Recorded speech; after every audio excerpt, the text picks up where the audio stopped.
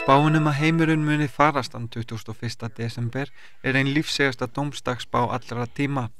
Samkvæmt trúnni lokast ríflega 5000 ára hringur í tímatali Maya-Indjána á deginum og margir trúa að þá muni birtast hulin pláneta í sólkerfinu sem nefnist Nibiru og að hún muni rekast á jörðina með tilheyrandi óþægindum.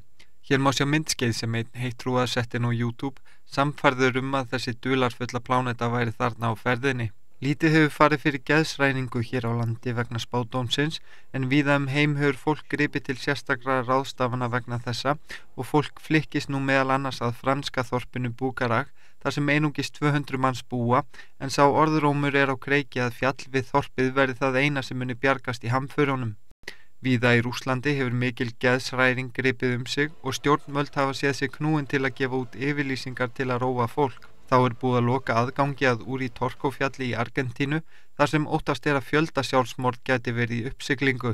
Og í Kína hefur fjöldi fólks að sögn verið handtekinn fyrir að nýta sér trúgirni fólks í þessum efnum en hér má sjá hylki sem til sölu og eiga að standa af sér ósköpin.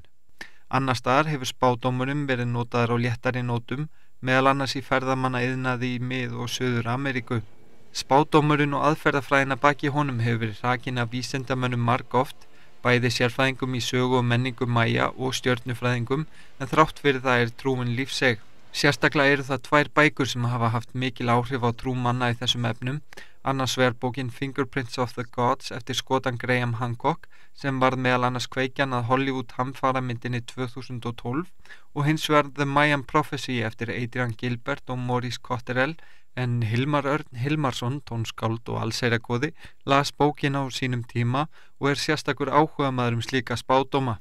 Og ég las þessa bók sem kom út 95, líklega árið síðar og hafði mjög gaman að henni og líka því að maður sá að þarna var verið að steypa saman margum ólíkum hlutum og svona verið að búa svona til hálfgerða rússíbanareið með svona staðröndum, hálfstaðröndum og einhverju ímynduðu og ég bara skemmtunargildi var mikið þannig ég las mér til mikillar ánægju en laði ekki trúna á nokkuð skapaðan hlut. En það ákveðin þversögn í þessu því að þessi helsta bók samkvæmt henni þá myndi heimurinn vera að farast 2002. Já, það hefur eitthvað svona hlaupið á sig því að en hún byrjar á hún segir fyrir 5.000 árum síðan að þá spáðu Majarnir því að heimurinn myndi enda 22. desember 2012 og í fyrsta lagi þá voru engir Majar til sem þjóð fyrir 5.000 árum síðan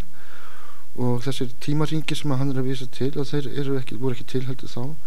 því þeir byrja fyrir 2100 árum síðan þannig að það raunverulega allt sem lagt upp með þeir bara bull þess að nú allt búið að draga fram einhverja 10. reikistjörnuna sem enginn hefur séð hingað til sem kemur úr allt annarri kenning og sem sé að hún í felum bak við sólina og stekkur hérna fram á þessum örlagaríka degi þannig að það mjög gaman að sjá svona hvernig þessar kenningar svona byrja eitt með að tímgast með hverja annari og koma upp með svona einhver skemmtileg skrimslabönd.